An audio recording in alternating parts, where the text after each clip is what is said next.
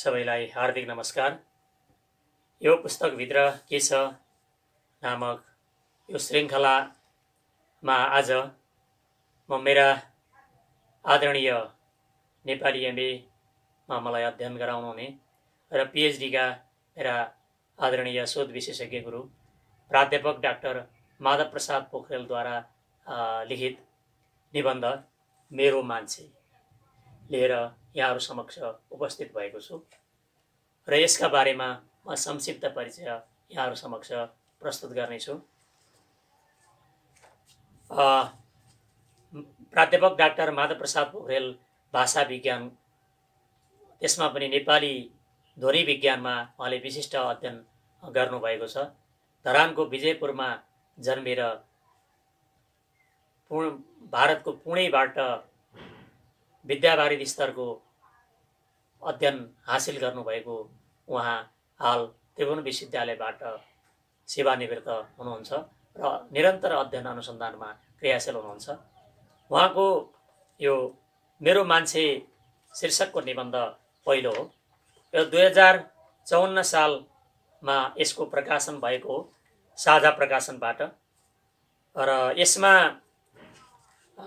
2039 सालदेखि 2052 सालसम्मको 13 वर्षको अवधिमा रचना गरिएका 27वटा निबन्धहरू समावेश गरिएका छन्। त्यसैभित्र पहिलो निबन्ध मेरो मान्छे हो, शीर्ष निबन्ध। र हामीले मेरो मान्छे, आफ्नो मान्छे, हरेकमा आफ्नो मान्छे खोज्दै जान्छौँ। जागिर खाँदा, सरुवा हुँदा, हरेक कुरामा।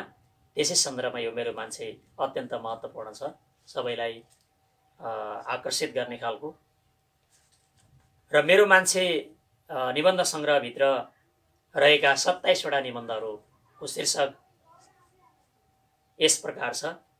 मेरो मान्छे। देवालाल सरलाई गुरु पूर्णिमाको नमस्कार। तेस्रो निबन्ध गुराँस र सागोराको इके वाना। चौथो निबन्ध सिड छोड्ने पानी। पाँचौं निबन्ध चक्रवर्ती बुद्ध। छैटौं निबन्ध वरुणको रगत, जुन पाठ्यक्रममा पनि राखिएको छ। सातौं निबन्ध ठमेल मेरो एल डोराडो। आठौं निबन्ध बुढो विद्यार्थी। नवौं निबन्ध मेरो विद्यार्थी। 10औं निबन्ध भेनसको मूर्ति। 11औं निबन्ध मिठो भिख। 12औं निबन्ध हिरो बन्ने रहर। 13औं निबन्ध बुध सिंह र दर्शन सिंहको चुनावी भाषण। 14औं निबन्ध शुभकामना। 15औं निबन्ध छोराछोरी पढ्न मान्दैनन्।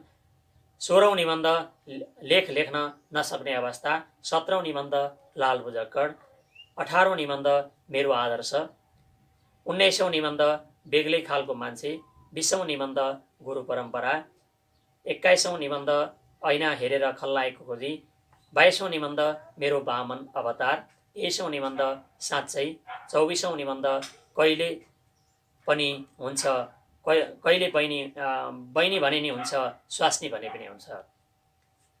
त्यस्तै 25औं निबन्ध ठुलो मान्छे।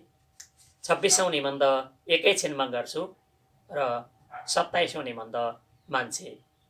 यहाँ मान्छेसँग सम्बद्ध निबन्ध मेरो मान्छेबाट सुरु भएर मान्छेमै गएर अन्त भएको छ। मान्छेमा यहाँ मान्छेसँग सम्बद्ध निबन्ध ठुलो मान्छे, मान्छे र मेरो मान्छे गरेर यी तीनवटा निबन्ध मान्छेसँगै सम्बद्ध छन्, मान्छे शीर्षकमै सम्बद्ध छन्। र यहाँ उहाँको चाहिँ मेरो मान्छे जुन शीर्ष निबन्ध हो, यसमा व्यक्त भएका केही महत्त्वपूर्ण उद्धरणहरू म यहाँ गर्छु। नेपालमा प्राय योग्यता नभएको मान्छेलाई जागिर खुवाउनु छ भने मेरो मान्छेको आवश्यकता पर्छ। मैले सबभन्दा मन पराएको मान्छे म आफै हुँ, किनभने हरेक मान्छेलाई सबभन्दा मनपर्ने मान्छे ऊ आफै हुन्छ।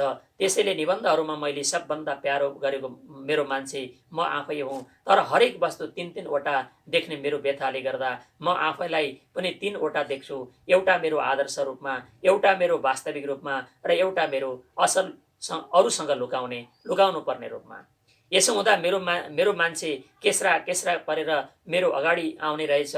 अलिकति माधव पोखरेल मरिसकेछ, अलिकति माधव पोखरेल बुढो भएछ, अलिकति माधव पोखरेल तन्नेरी छ, अलिकति माधव पोखरेल बालक नै छ, धेरै जसो माधव पोखरेल जन्मेकै छैन। म निबन्धमा आफूलाई जहिले पनि रबर तन्काए झैं तन्काएर राख्छु। एउटै चिज सबै बिन्दुबाट एकै नासको देखिँदैन। एउटै मान्छे बेग्ला बेग्लै परिस्थितिमा आफ्नो सिद्धान्त र सङ्कल्प, कर्तव्य र बाटो सबै बिर्सेर बरालिएको देख्दा मलाई रमाइलो लाग्छ, किनभने त्यसले मलाई निबन्ध लेख्ने विषय दिन्छ। मान्छे यसरी बाटो बिराएर नभौतारिने र नबटारिने भए सके म निबन्धकार नै हुन सक्ने थिएन। ध्रुव सत्य हुँदैन। जीवनको दुखान्त नाटकमा ठिक र बेठिकको युद्ध हुँदैन। त्यहाँ दुईवटा ठिकको युद्ध हुन्छ। बेठिक भनेको कम ठिक र ठिक भनेको बढी ठिक। म लडाईँ गर्दिन भन्ने अर्जुन पनि ठिक, तिमीले लडाईँ नगरी हुँदैन भन्ने कृष्ण पनि ठिक। जसले जित्यो त्यति बेला उही बढी ठिक। र मेरो मान्छे एक्लै पनि छैन, स्वतन्त्र पनि छैन। पारस्परिक प्रभावमा जालमा मेरो मान्छे ठुलो भेडमा खुट्टा मात्र सारिरहेको छ, आफ्नो इच्छा अनुसार चल्न पाइरहेको छैन। मलाई ऐना हेर्न खुब मन लाग्छ। ग्रिक मिथियोलोजीको नार्मिसस जस्तो म आफ्नो अनुहार ऐनामा हेरेर कहिल्यै पनि अगाउँदिन। सके त्यसैले गर्दा नै म निबन्धकार भएको हुँ, किनकि आफूलाई राम्रोसँग हेरेर आत्मालोचना गरेर पखालेर उहाँले निबन्ध लेख्नुहुन्छ। यो ऐना हेर्नुको अर्थ। त्यसैले रोमान्टिज्महरूले जस्तै मेरा आँखाले देखेको सत्य मात्रै म मेरा निबन्धहरूमा देखाउन सक्ने रहेछु। विज्ञानले देखेको सत्य मेरा नाक, कान, आँखा, मुखले देखेको सत्यभन्दा जेठो अर्थात् साइलो सत्य हो। वैज्ञानिक सत्यभन्दा मलाई दार्शनिक सत्य ठुलो वा माइलो सत्य लाग्छ। मलाई दार्शनिक सत्यभन्दा काव्यात्मक सत्य जेठो सत्य लाग्छ। कवि सोध्दछ, ब्रह्माजीको बुद्धि नपुगेर चन्दनको बोटमा फुल फुल्दैन, उखुमा आँखला हुन्छन्, फल लाग्दैन। म कछुवाले आङ खुम्च्याए झैं आफ्नै मन र मस्तिष्कमा तङ्ग्रिरहन्छु। मेरो मन नै मेरो प्रयोगशाला हो। मलाई सपना एकदम मन पर्छ। मलाई वर्तमानमा बाँच्न फुर्सद छैन। मेरा निबन्धमा म सत्यका निकै काव्यात्मक किनारहरू भत्काउँदै तिलस्मी लोकहरूमा अन्वेषण गर्न चाहन्छु। मेरो मान्छे बालक र बुढो छैन। म मेरा निबन्धहरूको पात्र बालक र बुढो मान्छेलाई बनाउँदो रहेछु। तन्नी र व्यवहारी उमेरको मान्छे मात्र मेरा निबन्धको पात्र रहेछ। म आफ्ना निबन्धमा आइमाईलाई भन्दा लोग्ने मान्छे पात्र धेरै बनाउँदो रहेछु। शोषितहरू भन्दा शोषकहरू, दुर्बल र निर्धनहरू भन्दा समृद्ध र शक्तिशाली व्यक्ति मेरो निबन्धको पात्र रहेछन्। यसबाट के थाहा हुन्छ भने म आफैलाई बाहेक आफूले सहानुभूति र माया गर्ने समुदायको मान्छेलाई मेरो निबन्धको पात्र नबनाउँदो रहेछु। यसरी उहाँले आफ्नो आत्मलोचना गर्नुभएको छ। भौतिकवादीलाई गीताको उपदेश र पुराणका कथा सुनाउन चाहन्छु। मेरी आमा मलाई भन्नुहुन्छ, त आस्तिक चाहिँ छस्, तर पुराणका कुरा बताउँदैनस्। गरुड पुराण सुन्दा पनि टोडी खेलको घमण्डी भाषण सुन्दा पनि मलाई ओठ ल्याफ्राउन मन लाग्छ। मलाई र मेरो मान्छेलाई लिएर मेरो निबन्ध हिँडिरहेको छ। तपाईले मेरो निबन्धहरू पछाडिबाट क्रमशः पढ्दै जानुभयो भने म भित्र बिस्तारै ऐतिहासिक विकास भइरहेको देख्न सक्नुहुन्छ। यही 2039 सालदेखि 2052 सालसम्मका क्रमशः फाइलिङ गरिएको जस्तो तरिकाले निबन्ध राखिएको छ। यसमा अन्तिम निबन्धबाट पढ्दै सुरुमा आइयो भने उहाँका क्रमशः बुझ्दै जान सकिन्छ। म नेपालमा भइरहेको राजनीतिक परिवर्तनबाट सन्तुष्ट छैन। हरेक मान्छेको एउटा न एउटा लक्ष्य हुनुपर्छ र दिनौँ त्यस लक्ष्यतिर एक पाइलो अगाडि बढ्न कोसिस गर्नुपर्छ अनि गन्तव्यतिर सचेत हुनुपर्छ भन्ने म ठान्दछु। आफ्नो बाँसको कलम झन्झन तिकार्छु। निबन्धमा मैले आज रोजेको बाटो अनुशासन र सङ्कल्पको बाटो हो। त्यहाँ नगएर अल्मलिनलाई म मेरा निबन्धमा मेरो मान्छे बनाउँछु र त्यसलाई जगल्ट्याउँछु। र जस्तो सम्बन्ध मेरो आदर्शले परिभाषित गरेको छ त्यसलाई बाङ्गियो र टेडियो भने त्यो मेरो निबन्धको पात्र बन्छ। त्यसैले बाटा दोबाटामा केही जिस्क्याउन आफ्नो महत्त्वपूर्ण समयको लगानी गर्ने स्वाटहरूलाई झापड हान्न आफ्नो कलममा म मसी भर्दछु। सामाजिक मर्यादा नायकको मलाई कति मन पर्दैन। हरेक मान्छे नायक बन्न चाहन्छ, तर नियतिले उसलाई खलनायक र विदूषक बनाइदिँदो रहेछ। हरेक मान्छे नायक बन्न चाहन्छ, तर नियतिले उसलाई खलनायक र विदूषक बनाइदिँदो रहेछ र परिस्थितिले नै ठुलो मान्छे र बाङपुड्के बनेको तपाईँ मेरा निबन्धहरूमा देख्न सक्नुहुनेछ। म प्राय आफ्नै किसिमको एकलाटे मान्छे रहेछु, त्यसैले मेरा घनिष्ठ साथीहरू रहेनछन्। यसको कारण के भने मैले आइए पनि एमए पनि प्राइभेट विद्यार्थी भएर पास गरेँ। यसो हुँदा मैले साथीसँग टाढा हुने र ढोकामा आग्लो लगाएर पढ्ने बानी बसालेँ।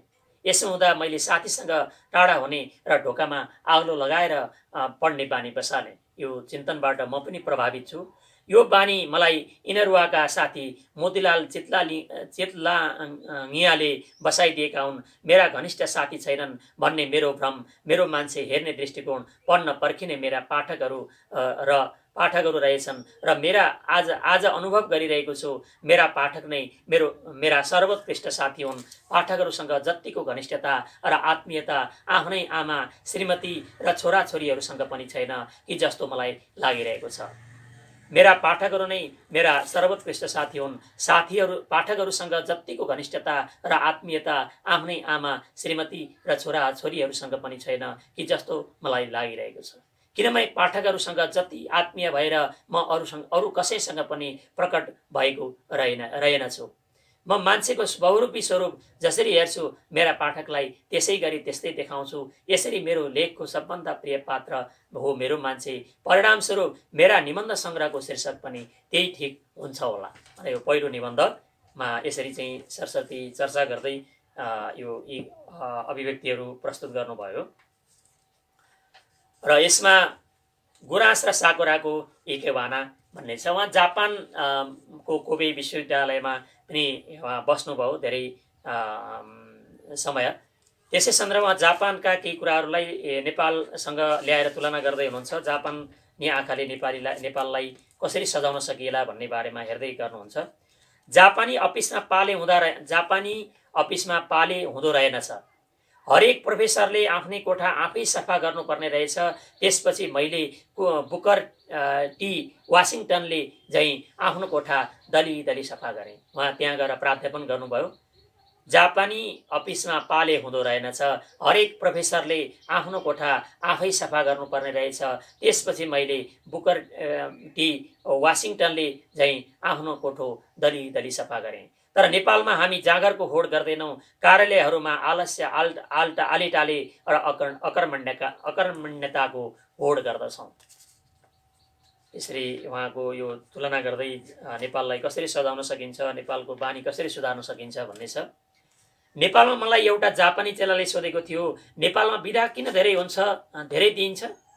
नेपालमा विकास भएको छैन, नेपालले धेरै विकास गर्नु बाँकी छ। यस्ता बेलामा नेपालीहरूलाई बिदा होइन, मेरो विचारमा कामको खाँचो छ। नेपालीहरूले भियतनामीहरूले चाहिँ अफिसमा झन्डै दिनको 18 घण्टा काम गर्नुपर्ने आवश्यकता मैले देखेको छु।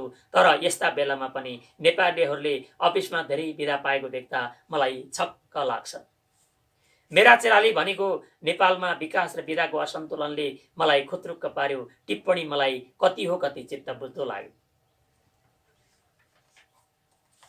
र यस्तै जोसँग बोले पनि जापानलाई मिठो बोल्न कसरी पुगेको होला मलाई छक्क लाग्छ। त्यति मिठो बोल्छन् जापानीहरू। अर्कोतिर मेरो नेपाली कथाको पात्रलाई सम्झन्छु। झगडा नगर्नुपर्ने ठाउँमा पनि मान्छेले झगडा नगरी धर पाउँदैन। नेपाली संस्कृति यस्तो छ। नेपालीलाई मिठो बोल्न किन नपुगेको होला? जापानीहरू हरेक कुरामा व्यवस्थित देख्छु। जापानीहरू वेगले गर्दा आज व्यापार र प्रविधिमा संसारमै चक्रवर्ती भएका छन्। जापानमा सबै कुरा महँगो छ। 1 किलो चामललाई 1000 येन, एउटा तरबुजालाई 1400 येन, कपाल कटाएको 30,000 येन। तर यो महँगी मेरो विचारमा जापानलाई कष्टकर छैन, किनभने संसारभरका देशहरू जापानी मालहरू किन्न हुरुक्क हुन्छन्। यसरी यहाँ आएका निबन्धहरूको सन्दर्भ यस्तो छ। नेपालमा रक्सीको बोतल बदलिन्छ, नाम पनि बदलिन्छ, तर रक्सी भने बदलिँदैन।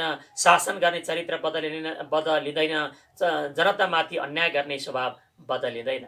नेपालमा रक्सीको बोतल बदलिन्छ, नाम पनि बदलिन्छ, तर रक्सी भने बदलिँदैन।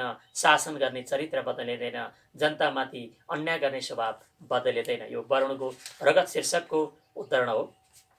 यसमा आएको वर्णको रगतको शीर्ष उसमा आएको छोराछोरी पढ्न मान्दैनन् शीर्षकमा उहाँले लेख्नु भएको छ। छोराछोरी पढ्न मान्दैनन्। म यो लेख तानतुन गर्दैछु। वास्तवमा लेख नलेखेको निकै दिन भएछ। एउटा न एउटा लेख लेखेन भने अभ्यास छुटेर लेख्नै नजानिएला भनेर म आज त्यसै बल गरेर लेख्न बसेको छु। भाषा ठिक छ भने मात्र, अब यहाँ कसरी लेख्नुपर्छ भन्ने सन्दर्भमा यसरी यहाँ गर्नुभएको छ। भाषा ठिक छ भने मात्र आफ्नो विशेषज्ञलाई जचाएर तपाईँको किताब छाप्ने बारे विचार गर्छु भनेर एउटा प्रकाशकले भनेको सुन्दा पनि मलाई दुःख लाग्यो। आहा, क्या मिठो चिया, तिनपाते, गाढा रङ्ग खुब सुधार तिनपाते, चिया पिउनु सधैँ तिनपाते। यसरी म आफ्नो सर्टिफिकेट र क्षमताको विज्ञापन गर्न सक्दिनँ। म विज्ञापनवादी हुनुहुन्न। मेरो सर्टिफिकेट आयोडन जतिको रमाइलो पनि छैन। त्यसैले म आफ्नो सर्टिफिकेट बेच्न निस्केको छु। मेरो पिएचडी को सर्टिफिकेट लिलाम घटाघट मा बजारमा उपलब्ध छ। आउनुहोस् कसैलाई चाहिएको छ भने। मेरो पिएचडी को सर्टिफिकेट लिलाम घटाघटमा बजारमा उपलब्ध छ। आउनुहोस् कसैलाई चाहिएको छ भने।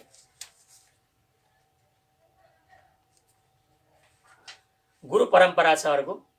हामीले कुनै लेख लेख्छौँ भने गुरु परम्परा बुझेर अनुसरण गरेर मात्र लेख्नुपर्छ भन्ने यो निबन्धको सार छ। गुरु भन्दै जानुभयो, लेख लेख्ने भनेको 4वटा किताब वरिपरि राखेर 5औं किताब बनाउने होइन। संस्कृतको गुरु परम्परा के हुन्छ? हरेक नयाँ आचार्यले आफ्ना पूर्ववर्ती आचार्यहरूका समग्र कृतिको अध्ययन गर्छ अनि पूर्वाचार्यहरूको खण्डन गरेर आफ्नो नयाँ सिद्धान्त प्रतिपादन गर्छ। हरेक लेखले एउटा नयाँ कुरो दिनै पर्छ र आफ्ना पूर्ववर्तीहरूले गरेको समग्र अनुसन्धान कार्यको अध्ययन नगरी नयाँ के हो भन्ने थाहा पाइँदैन। यो पूर्व कार्यको समीक्षा जुन भनिन्छ अनुसन्धानमा, त्यसरी लेख्नुपर्छ भन्ने छ। मेरा गुरुको गुरु परम्पराबाट सम्बन्धी जुन उपदेश हो त्यसबाट मैले 3वटा कुरा सिकेँ, बुझेँ। कुनै लेख लेख्नुभन्दा अगाडि त्यस विषयमा अरूले के लेखेका छन् त्यो पढ्नै पर्ने रहेछ। यो हरेक लेखक, भर्खरै जन्मदै गरेका लेखकले पनि प्रेरणा लिनुपर्ने यी 3वटा कुराहरू हुन्। कुनै लेख लेख्नुभन्दा अगाडि त्यस विषयमा अरूले के लेखेका रहेछन् त्यो पढ्नै पर्ने रहेछ। दोस्रो चाहिँ बुधा, हरेक अनुसन्धानात्मक लेख लेख्नुभन्दा अगाडि आफूभन्दा अगाडि त्यस विषयमा लेख्ने लेखकका विचारहरूको खण्डन, आलोचना र सीमा निर्धारण गर्नै पर्ने रहेछ। अनि तेस्रो चाहिँ बुधा छ। तेस्रो चाहिँ कुरा मध्येमा आफूभन्दा अगाडिका लेखेका विचारकै आडमा केही न केही नौलो कुरा हरेक लेखमा हुनै पर्दो रहेछ। यो हरेक लेखकहरूले अपनाउनु पर्ने एउटा परम्परा हो गुरु परम्परा। गुरु परम्पराको तेस्रो पक्ष, हरेक लेखले अरू कसैको प्रकाशित नगरेको नयाँ कुरा, नयाँ विचार प्रकाशन गर्छ। नयाँ क्षितिज उद्घाटन गर्नुपर्छ र अँध्याराबाट उज्यालातिर एक पाइलो अगाडि बढ्नुपर्छ। यी अर्थात् यो कोपर्निकस, ग्यालिलियो, केप्लर, न्युटन र आइन्स्टाइनको सैद्धान्तिक विकासमा गुरु परम्पराको अक्षरशः पालना भएको छ। अर्थात् गुरु परम्पराका 3वटै पक्षहरूको परिपक्व रूपमा अनुसरण भएको छ। यदि वैज्ञानिक हुन् वा अनुसन्धाता हुन् वा एउटा उच्च स्तरका लेखक हुन्, हरेकले यी कुराहरू पालना गर्नुपर्छ भन्ने यसमा राख्नु भएको छ। विद्वान पनि आफ्नै कुरामा विश्वास गर्छ, मूर्ख पनि आफ्नै कुरामा विश्वास गर्छ। त्यसैले तिनीहरूको बीचमा वाद विवाद भयो भने तेस्रो व्यक्तिले के गर्ने? तेस्रो व्यक्ति पनि हात्ती छाम्ने अन्धो जस्तो हो। अनुसन्धान भनेको अन्धाले हात्ती छामे जस्तो काम हो। 10वटा अन्धामा पुच्छर छाम्नेले हात्ती कुचो जस्तै हुन्छ भन्यो भने के बिरायो र त्यस्तै कान छाम्नेले हात्तीलाई नाङ्लो जस्तै पाउँछ। खुट्टो छाम्नेले खामो जस्तो र भुँडी छाम्नेले भित्तु जस्तो पाउनु आफ्नो निरीक्षण र निष्कर्षका आधारमा एक दिन ठिक छ। मेरो विचारमा कसैको पनि गल्ती गरेनन्। सबैको निष्कर्ष एउटा न एउटा थिसिस हो। तर 10 जनाको सिद्धान्त जोड्दा पनि वास्तविक हात्ती जसरी बन्दैन त्यसै गरी अनुसन्धानबाट सापेक्षिक सत्य त थाहा हुन्छ तर पूर्ण सत्य भने पाइँदैन भन्ने कुरो सोचेर मेरा खुट्टा लुला भएका हुन्। यो अनुसन्धान भनेको एउटा रिले दौड हो। यसलाई क्रमशः एउटा अन्तिम सत्य प्राप्त हुँदैन, अगाडि बढ्नुपर्छ, जानुपर्छ भन्ने सन्दर्भ यसबाट आएको छ। मेरो मान्छे यो निबन्ध सङ्ग्रह धेरै पाठकले पहिल्यै पढिसक्नु भए पनि होला। जो नयाँ पाठकहरू हुनुहुन्छ उहाँले निश्चय नै यो पढ्नु भएको छैन। यसलाई सरसर्ती एकचोटि हेर्नुभयो भने निश्चय नै प्राध्यापक डाक्टर माधव प्रसाद पोखरेलको आफ्नै जीवनी, आफ्नै व्यक्तित्व कसरी चाहिँ अगाडि बढ्दै गयो, कसरी उठ्दै गयो, उहाँ कसरी लेखकको रूपमा स्थापित हुनुभयो, उहाँका मान्यता के छन्, उहाँका अवधारणा के छन् र निबन्ध कसरी लेख्न सकिँदो रहेछ भन्ने एउटा प्रेरणा पनि सबैलाई प्राप्त हुनेछ।